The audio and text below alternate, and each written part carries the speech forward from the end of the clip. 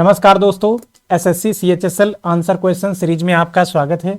और आज हम अपने इस वीडियो के माध्यम से 14 मार्च को जो भी आपका पेपर हुआ है उसमें फर्स्ट शिफ्ट और सेकंड शिफ्ट के जीएस के महत्वपूर्ण क्वेश्चंस डिस्कस करेंगे। तो इसमें आज हमारा जो पहला क्वेश्चन है, मूल अधिकारों का उल्लेख संविधान के किस भाग में है। तो पॉलिटी से ये क्वेश्चन पूछा गया है। तो इसमें जो हमारा पहला ऑप्शन है भाग 3, तो इसी में मूल अधिकारों का प्रावधान है। मूल अधिकार,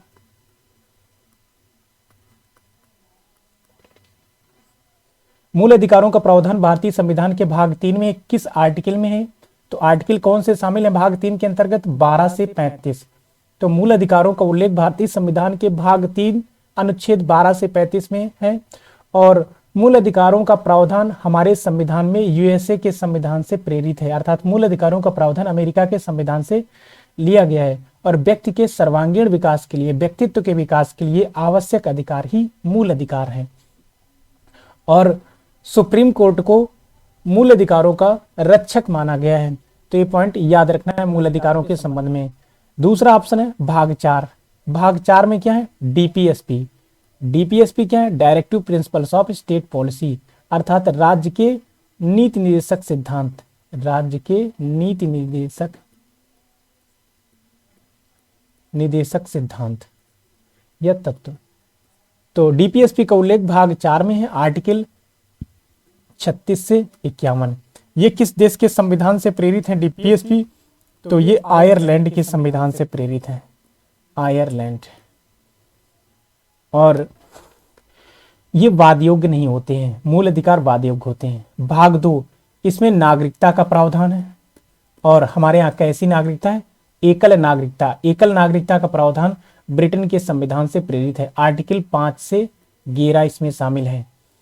और नागरिकता के संबंध में कानून बनाने का अधिकार संसद को है। और नागरिकता का प्रावधान कहां से लिया गया? ब्रिटेन से, एकल नागरिकता का प्रावधान। तो ये भी याद रखना होगा। भाग 1 में क्या है? संघ और उसका राज्य क्षेत्र। संघ और उसका राज्य क्षेत्र, इसका उल्लेख भाग 1 में। इसमें आर्टिकल 1 से 4 शामिल है। तो ये याद रखना होगा। तो आपसे मूल अधिकार के बारे में पूछा गया तो पहला ऑप्शन आपका आंसर हो जाएगा। अगले क्वेश्चन की ओर बढ़ते हैं। अगला क्वेश्चन हमारा पूछा गया है करंट अफेयर से कि राष्ट्रीय संस्कृति महोत्सव 2022 का आयोजन कहां किया गया। तो इसमें जो पहला ऑप्शन है राजमहेंद्रवरम, ये आंध्र प्रदेश में है, आंध्र प्रदेश में। और यहां पर राष्ट्रीय संस्कृति महोत्सव 2022 का आयोजन किया गया। तो राष्ट्रीय संस्कृति महोत्सव का आयोजन हुआ यहां पर, राष्ट्रीय संस्कृति महोत्सव।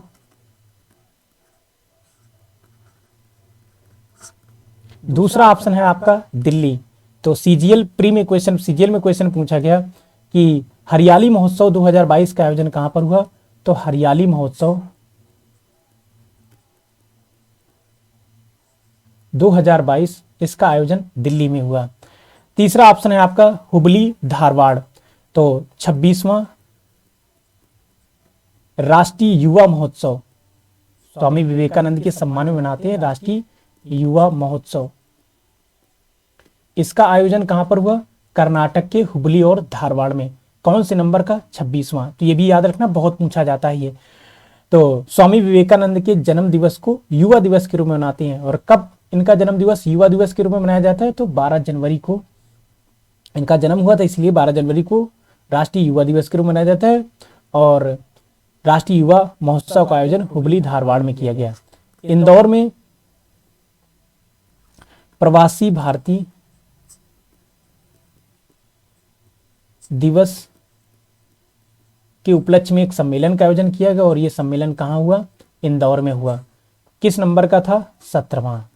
तो 17वां प्रवासी भारतीय दिवस सम्मेलन का आयोजन इंदौर में किया गया। और गुयाना के राष्ट्रपति इसके मुख्य अतिथि भी बनाए गए थे। तो इसमें आपका जो आंसर हो जाएगा वो हो जाएगा राजमहेंद्रवरम, आंध्र प्रदेश। अगले क्वेश्चन की ओर बढ़ते हैं। अगला क्वेश्चन आपसे पूछा गया माजुली द्वीप किस राज्य में है। तो पहला ऑप्शन है आपका उड़ीसा। तो उड़ीसा में है व्हीलर द्वीप, व्हीलर द्वीप। और ये किस सागर में है? तो बंगाल की खाड़ी में है व्हीलर द्वीप। किस राज्य में? उड़ीसा के क्षेत्र में आ रहा है, उड़ीसा में है व्हीलर द्वीप, बंगाल की खाड़ी में। अब ये व्हीलर द्वीप का नाम बदल कर दिया गया है भारत के पूर्व राष्ट्रपति और missile man doctor APJ Abdul Kalam. Abdul Kalam. तो अब इस द्वीप का नाम बदल कर रख दिया गया है डॉक्टर एपीजे अब्दुल कलाम द्वीप। महाराष्ट्र में सालसेट द्वीप है, तो सालसेट द्वीप महाराष्ट्र में है, और महाराष्ट्र की राजधानी मुंबई सालसेट द्वीप में है। तो महाराष्ट्र की राजधानी मुंबई सालसेट द्वीप में है। अगला ऑप्शन है असम। असम में ब्रह्मपुत्र नदी में, ब्रह्मपुत्र नदी में माजुली द्वीप है। माजुली द्वीप। माजुली द्वीप दुनिया का सबसे बड़ा नदी द्वीप है और ब्रह्मपुत्र नदी में है ये, और असम में है। किस राज्य में है? असम में। किस नदी में? ब्रह्मपुत्र नदी में। ब्रह्मपुत्र नदी में ही राष्ट्रीय जलमार्ग संख्या 2 है।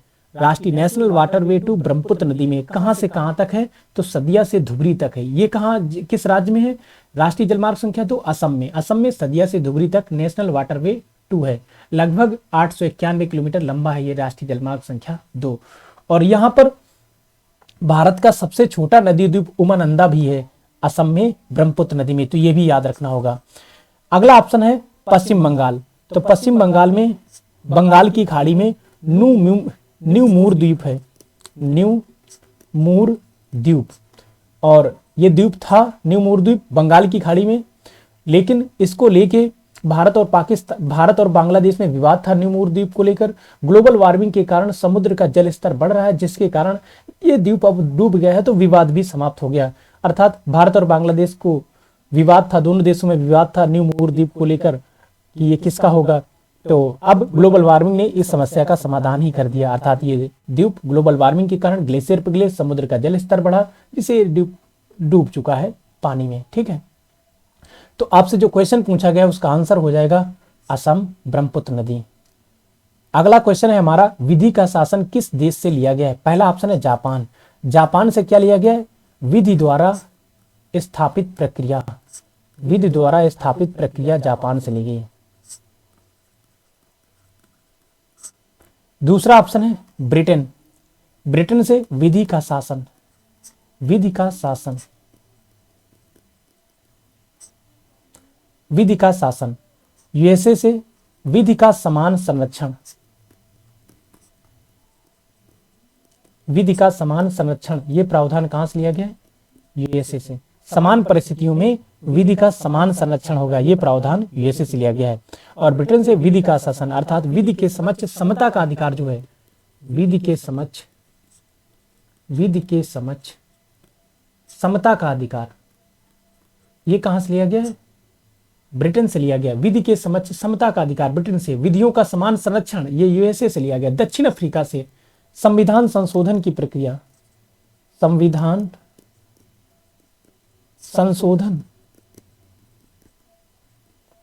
संशोधन की प्रक्रिया दक्षिण अफ्रीका से ली गई। इसका उल्लेख आर्टिकल 368 में है, भाग 20 में है, तो ये भी याद रखना, बहुत पूछे जाते हैं सभी प्रावधान। अगला क्वेश्चन पूछा गया, घूमर किस राज्य का लोक नृत्य है? तो पहला ऑप्शन है बिहू। ये कई 3 प्रकार का होता है बिहू, और बिहू असम का त्योहार भी है, लोक नृत्य भी है, तो इसे याद रखना होगा। और जैसा कि हमने पिछली वीडियो सीरीज में आपको बताया है कि कालबेलिया पूछा जा चुका है, घूमर भी पूछ लिया गया, तो घूमर और कालबेलिया ये दोनों राजस्थान के लोक नृत्य और 50 बार एग्जाम में पूछे जा चुके हैं, घूमर और कालबेलिया। जब भी एसएससी का एग्जाम होता है तो किसी ना किसी शिफ्ट में इनको जरूर पूछा जाता है और कई बार पूछा जाता है। घूमर और कालबेलिया राजस्थान के लोक नृत्य हैं। बिहार का जाट जाटिन, ये आपके सीआरपीएफ में पूछा गया था हाल ही में। जाट जाटिन लोक नृत्य बिहार का है। महाराष्ट्र का लावड़ी और तमाशा, ये भी सीआरपीएफ में पूछा गया। लावड़ी और तमाशा ये लोक नृत्य है कहाँ के? महाराष्ट्र के, तो ये भी याद रखना होगा। तो आपसे जो क्वेश्चन पूछा गया उसका आंसर हो जाएगा राजस्थान। अगले क्वेश्चन की ओर बढ़ते हैं। अगला क्वेश्चन है, बिलग्राम या कन्नौज का युद्ध कब हुआ?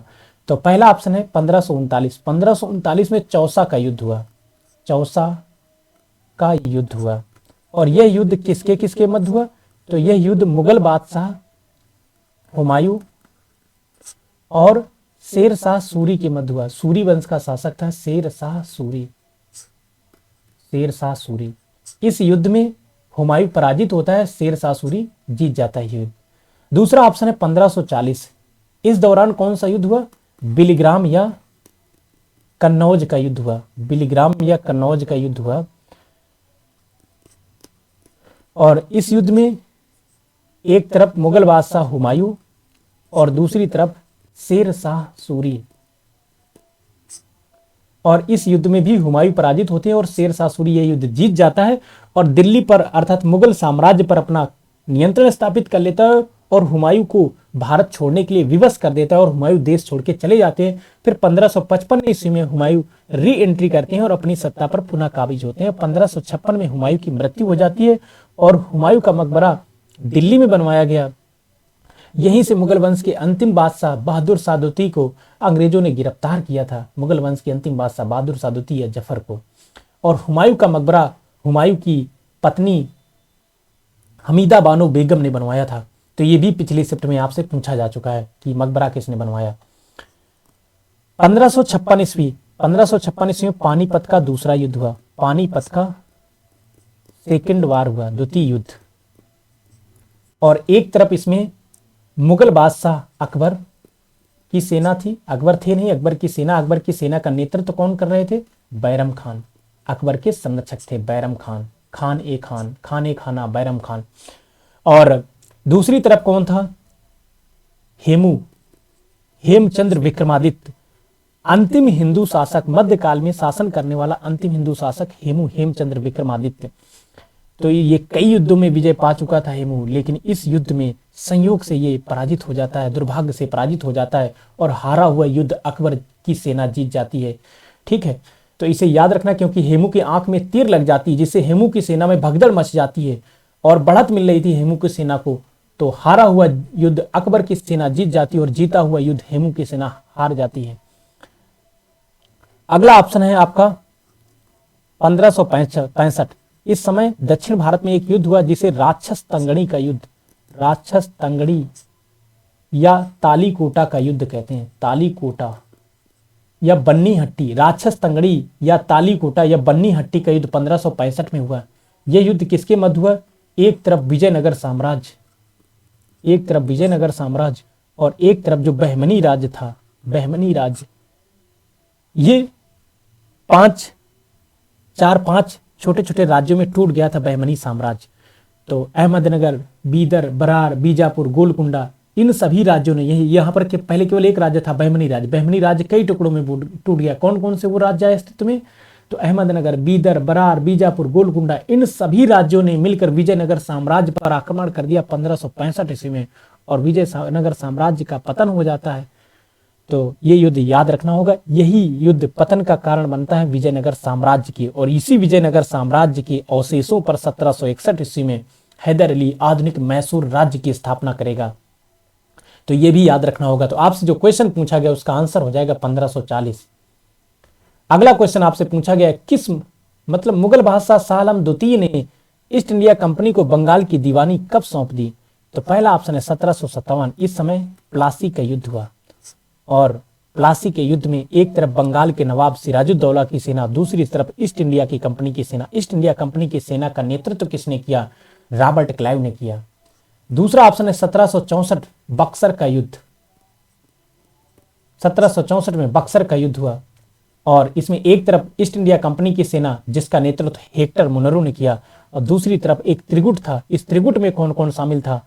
बंगाल के नवाब मीर कासिम, अवध की नवाब सुजाउद्दौला और मुगल बादशाह शाह आलम द्वितीय।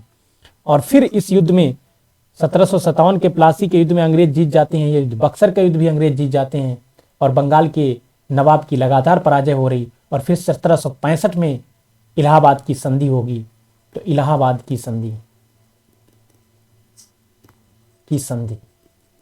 इसी संधि के तहत यह संधि अंग्रेजों ने मुगल बादशाह शाह आलम द्वितीय से की थी और अवध के नवाब सुजाउद्दौला से, अलग अलग दोनों लोगों से संधियां अंग्रेजों ने की थी। और यह संधि किसने की थी? रॉबर्ट क्लाइव ने। इसे दोबारा बुलाया गया था इस संधि को करने के लिए।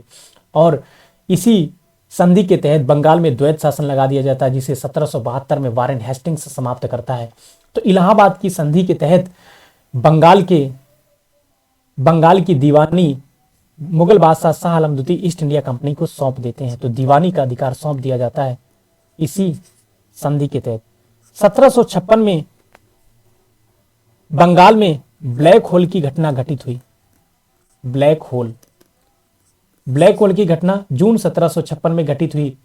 लगभग 146 अंग्रेजों को जून के महीने में एक छोटे से कमरे में बंद कर दिया जाता है, जिसमें से 123 अंग्रेज बच जाते हैं। 123 अंग्रेज मारे जाते हैं, 23 बच जाते हैं, और ये सभी इस घटना के बारे में जानकारी देते हैं अंग्रेजों को। तो यही है ब्लैक होल घटना। कुछ इतिहासकार इस घटना को नहीं मानते हैं कि ये इसे मनगढ़ंत अंग्रेजों के द्वारा मनगढ़ंत घटना घटी, मतलब अंग्रेजों ने इस घटना को, इस कहानी को गढ़ा है, ये वास्तविकता में घटना नहीं घटित हुई थी। लेकिन कुछ इतिहासकार मानते हैं कि ऐसा हुआ होगा। तो इसमें आपका जो आंसर हो जाएगा वो 1765 होगा। अगले क्वेश्चन की ओर बढ़ते हैं। भवानी देवी का संबंध किस खेल से है? तो पहला ऑप्शन है भारोत्तोलन। कर्णम मल्लेश्वरी, यहां से भी क्वेश्चन पूछा जा चुका है आपके किसी शिफ्ट में। कर्णम मल्लेश्वरी ओलंपिक में ओलंपिक में पदक जीतने वाली पहली भारतीय महिला कौन है? कर्णम मल्लेश्वरी। ओलंपिक में पदक जीतने वाली पहली भारतीय महिला कर्णम मल्लेश्वरी। तो इनका नाम याद रखना। किससे संबंधित है? भारोत्तोलन से संबंधित है। मीराबाई चानू मणिपुर से हैं। इनका भी संबंध किससे है? भारोत्तोलन से, वेट लिफ्टिंग से। कुश्ती से कौन संबंधित है? साक्षी मलिक का संबंध कुश्ती से है। विनेश फोगाट,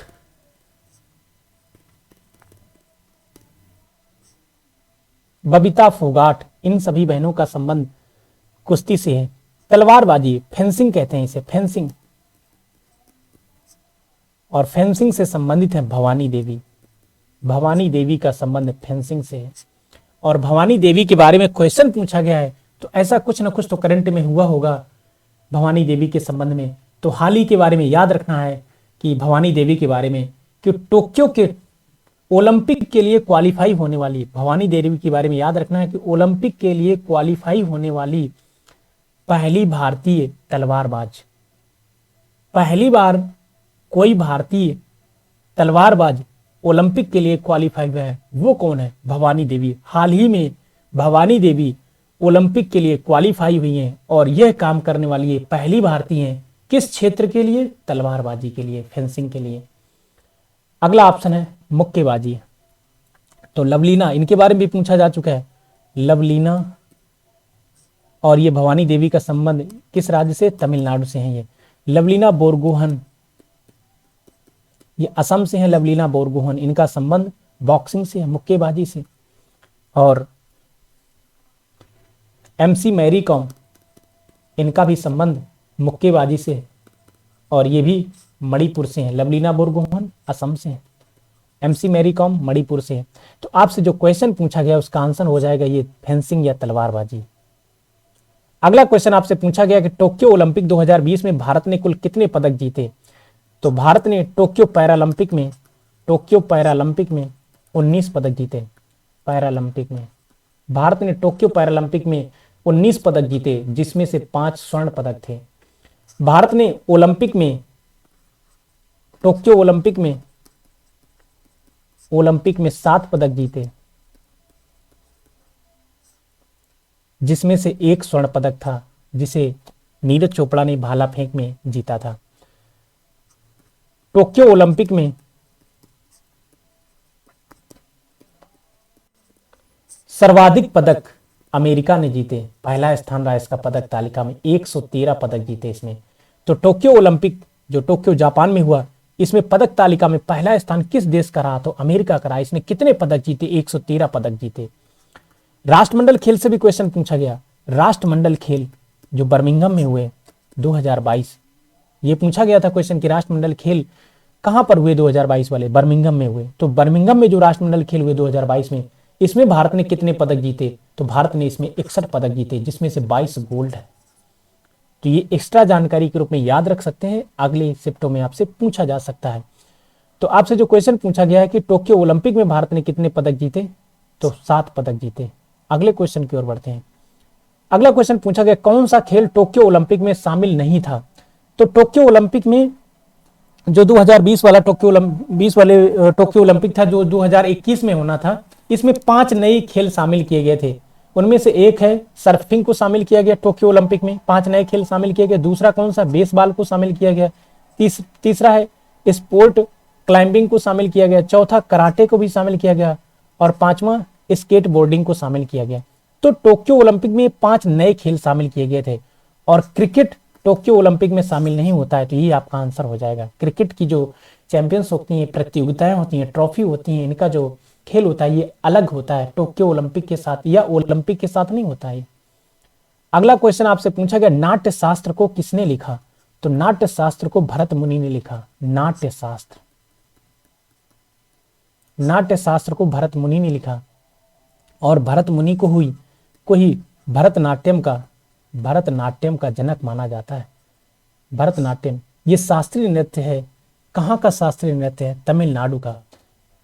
दूसरा ऑप्शन आपसे पतंजलि, तो योग दर्शन के लेखक कौन है, योग दर्शन के लेखक पतंजलि हैं। चाणक्य अर्थशास्त्र नामक पुस्तक के लेखक कौन है, चाणक्य हैं। अर्थशास्त्र नामक पुस्तक के लेखक चाणक्य हैं, लेकिन ये अर्थशास्त्र से संबंधित नहीं है, ये राजनीति विज्ञान से संबंधित पुस्तक है। राजनीति पॉलिटिकल साइंस से संबंधित है, ये पॉलिटिकल साइंस से संबंधित पुस्तक है अर्थशास्त्र। इसे चाणक्य ने लिखा है। इनका नाम था कौटिल्य, विश्वगुप्त, ये अन्य नाम है। ये गुरु थे किसके, चंद्रगुप्त मौर्य के। चंद्रगुप्त मौर्य, इन्हीं के नेतृत्व में चंद्रगुप्त मौर्य ने मगध के शासक के रूप में अपनी सत्ता स्थापित की। कपिल मुनि सांख्य दर्शन के लेखक कपिल मुनि है। सांख्य दर्शन इसके लेखक कपिल मुनि है। तो आपसे जो क्वेश्चन पूछा गया नाट्य शास्त्र, इसके लेखक कौन है, भरत मुनि। अगला क्वेश्चन है कि संयुक्त राष्ट्र विश्व भूस्थानिक सूचना कांग्रेस का आयोजन का उद्घाटन कहाँ किया गया, तो पहला ऑप्शन आपसे पूछा गया नागपुर, पहला ऑप्शन है नागपुर। तो यहां पर किस इवेंट का आयोजन हुआ, तो 108वीं भारतीय विज्ञान कांग्रेस का आयोजन हुआ। 108वीं भारतीय विज्ञान कांग्रेस, हाल ही में इसका आयोजन हुआ है और प्रधानमंत्री मोदी ने इसका उद्घाटन किया। तो 108वीं भारतीय विज्ञान कांग्रेस का आयोजन कहां पर हुआ, नागपुर में। दूसरा ऑप्शन है मुंबई, तो हाल ही में 14वीं विश्व स्पाइस कांग्रेस का आयोजन कहां पर हुआ, मुंबई में। तो 14वीं विश्व स्पाइस मतलब मसाला, तो 14वीं विश्व स्पाइस कांग्रेस का आयोजन मुंबई में हुआ। तीसरा ऑप्शन है अहमदाबाद, तो 30वीं बाल विज्ञान कांग्रेस का आयोजन 30वीं बाल विज्ञान कांग्रेस का आयोजन अहमदाबाद में हुआ। और चौथा ऑप्शन है आपका हैदराबाद। तो जो आपसे पूछा गया है कि संयुक्त राष्ट्र विश्व भू स्थानिक सूचना कांग्रेस का आयोजन कहां हुआ, तो ये इसका दूसरा संस्करण है, ये कहां पर हुआ, हैदराबाद में। तो यही आपका आंसर हो जाएगा। अगला क्वेश्चन आपसे पूछा गया है कि किस योजना का उद्देश्य सार्वजनिक स्थानों पर वाईफाई वायरलेस फिडेलिटी की सुविधा उपलब्ध कराना, तो इसमें पहला ऑप्शन है आपका स्टार्टअप योजना। यह योजना 16 जनवरी 2016 को शुरू हुई, इसलिए 16 जनवरी को स्टार्टअप दिवस मनाते हैं।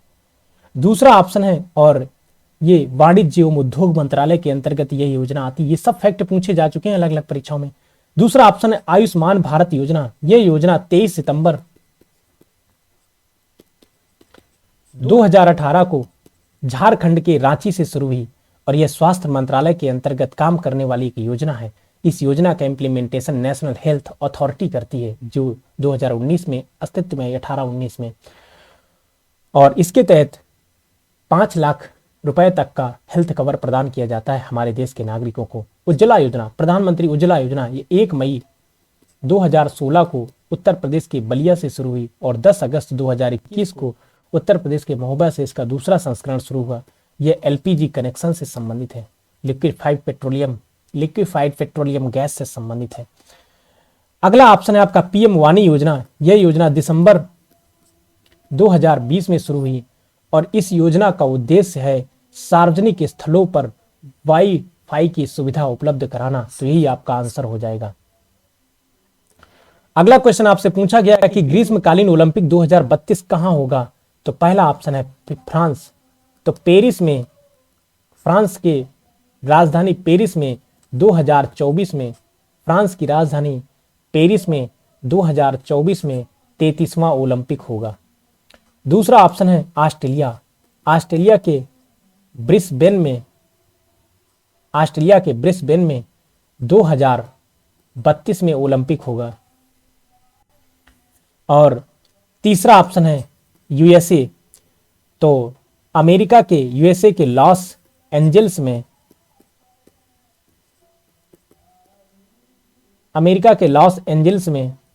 2028 में 34वां ओलंपिक होगा।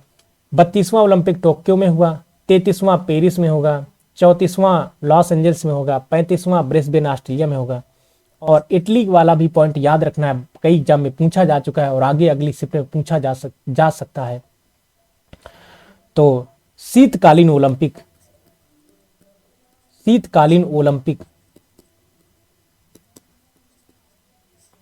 2026 में इटली में होगा। इटली में कहां पर होगा? तो इटली के मिलान और कार्टिना में होगा।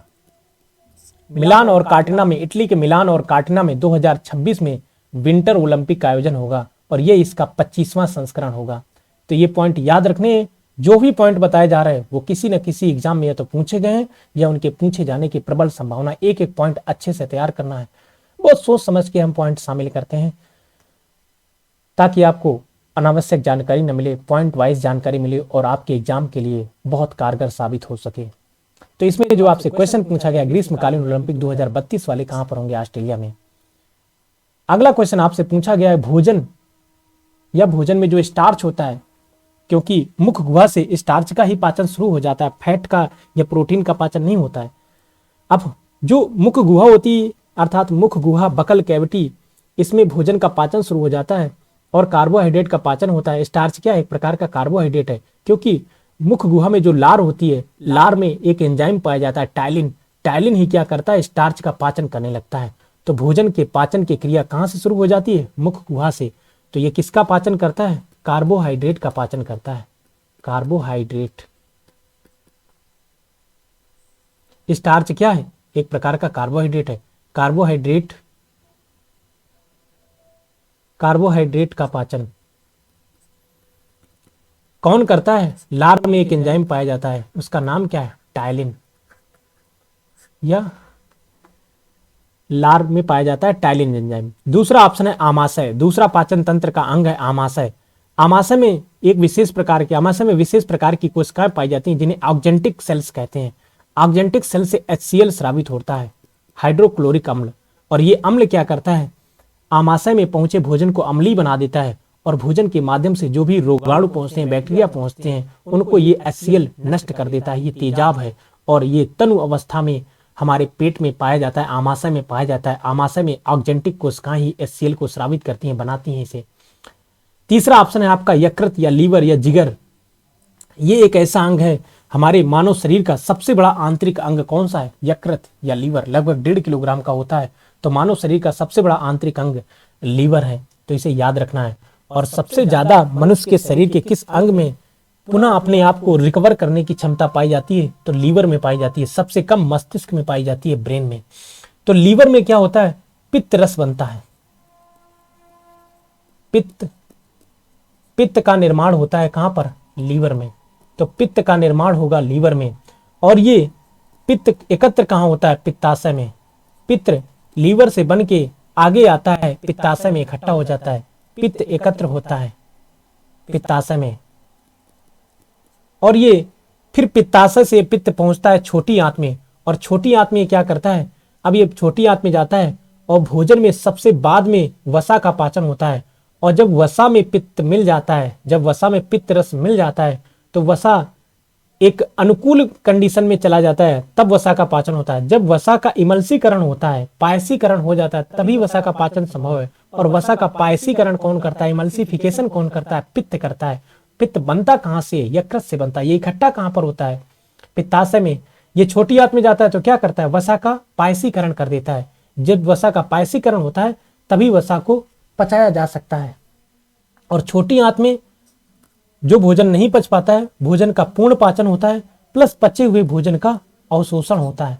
तो पचे हुए भोजन का अवशोषण पचे हुए भोजन का अवशोषण होता है। अवशोषण, छोटी आंत में उंगली जैसी रचना पाई जाती है जिसे विलाई या रसांकुर कहते हैं, यही पचे हुए भोजन का अवशोषण करता है। तो आपसे जो क्वेश्चन पूछा गया उसका आंसर हो जाएगा मुख गुहा। अगला क्वेश्चन आपसे पूछा गया, वर्तमान में केंद्रीय सतर्कता आयोग के अध्यक्ष कौन है? तो केंद्रीय सतर्कता आयोग के वर्तमान में अध्यक्ष कौन है? केंद्रीय सतर्कता आयोग के अध्यक्ष, आयोग सीवीसी, सेंट्रल विजिलेंस कमीशन। तो केंद्रीय सतर्कता आयोग के वर्तमान में अध्यक्ष कौन है? सुरेश पटेल। दूसरा ऑप्शन है सुबोध कुमार, ये सीबीआई के प्रमुख हैं। सीबीआई के प्रमुख कौन है? Subodh Kumar, central bureau of investigation. तीसरा ऑप्शन है सामंत गोयल, ये रा के प्रमुख हैं। भारत की सबसे बड़ी खुफिया एजेंसी रा, रिसर्च एंड एनालिसिस विंग। रा के प्रमुख वर्तमान में कौन है? सामंत गोयल। सीबीआई के वर्तमान में प्रमुख कौन है? सुबोध कुमार। और सीबीसी के सेंट्रल विजिलेंस कमीशन के प्रमुख कौन है? सुरेश पटेल। तीसरा ऑप्शन है तपन कुमार डेका, ये इंटेलिजेंस ब्यूरो आईबी के प्रमुख हैं। तो एक जानकारी आपसे पूछी गई, एक्स्ट्रा जानकारी हमने दे दी, अगली शिफ्ट में पूछा जाए तो आपको बेहद लाभ मिल सकता है। तो आपसे जो क्वेश्चन पूछा गया उसका आंसर हो जाएगा सुरेश पटेल। अगला क्वेश्चन आपसे पूछा गया, गोदावरी नदी। गोदावरी नदी का उद्गम महाराष्ट्र में त्र्यंबकेश्वर से होता है। महाराष्ट्र में जो पश्चिमी घाट है वहां पर त्र्यंबकेश्वर से गोदावरी नदी का उद्गम होता है और ये अपना मुहाना आंध्र प्रदेश में बंगाल की खाड़ी में बनाती है यह नदी। और इंद्रावती इसकी सहायक नदी है, मंजिरा भी इसकी सहायक नदी है, पेनगंगा, वेनगंगा, वर्धा, ये सभी इसकी सहायक नदियां हैं। तो ये सभी गोदावरी की सहायक नदियां हैं। गोदावरी के बारे में एक दो पॉइंट और पूछे जा सकते हैं, इनको याद रखना है। इसे वृद्ध गंगा कहते हैं, वृद्ध गंगा या बूढ़ी गंगा। इसे दक्षिणी गंगा कहते हैं, दक्षिण गंगा। दक्षिण भारत की गंगा कावेरी को कहते हैं, दक्षिण गंगा गोदावरी को कहते हैं। दूसरा पॉइंट।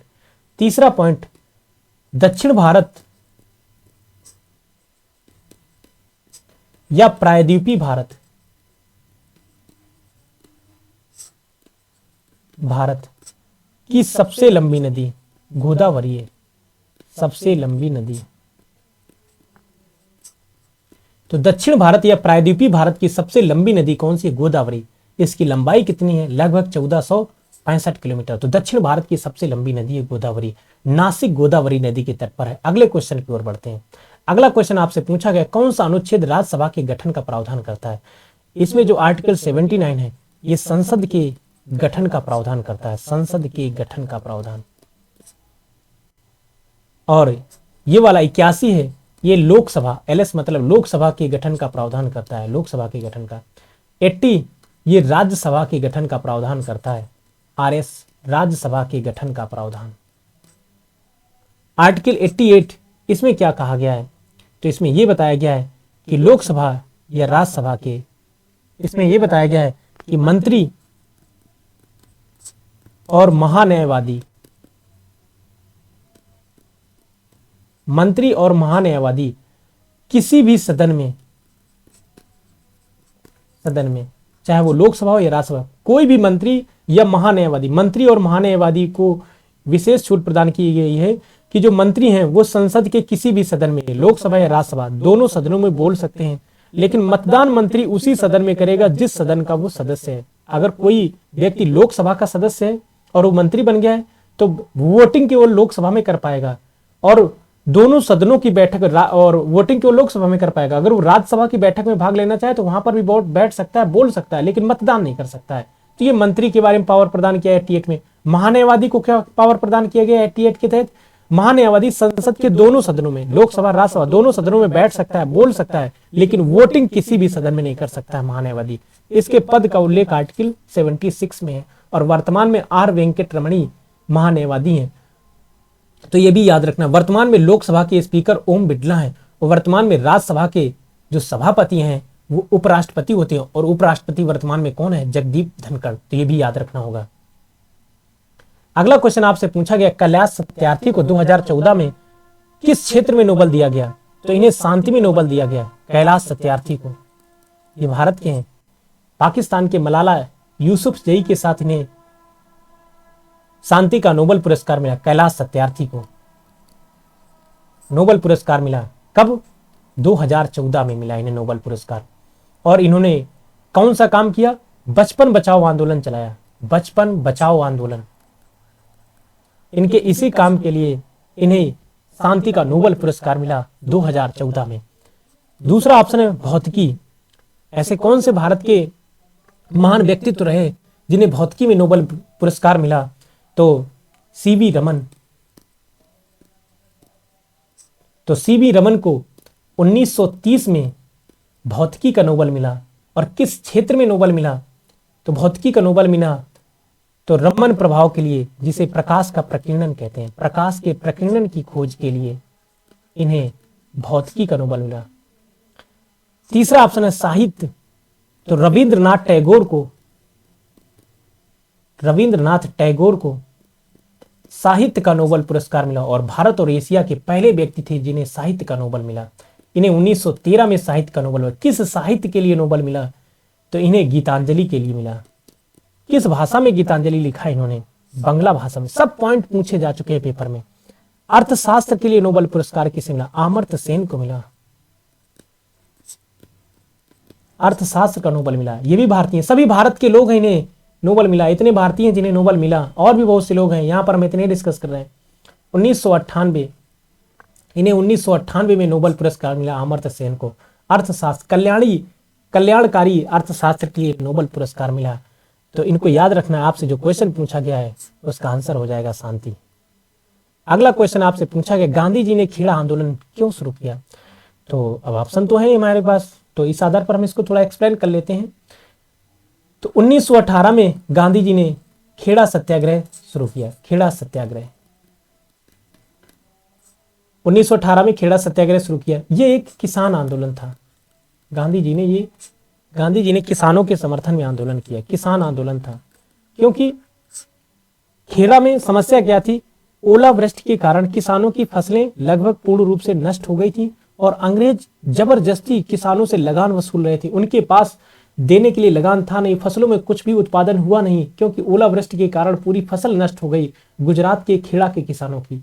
लेकिन ब्रिटिश सरकार जबरदस्ती लगान वसूलने पर उतारू थी। ये बात जब महात्मा गांधी को पता चली तो महात्मा गांधी खेड़ा के किसानों के समर्थन में आंदोलन करने लगे, और ये खेड़ा सत्याग्रह। तो समझ गए होंगे महात्मा गांधी ने इस आंदोलन को क्यों शुरू किया। तो आज हमें जो भी क्वेश्चन मिले पहली और दूसरी शिफ्ट के, उनको हम अच्छे से डिस्कस करने की हमने कोशिश की है।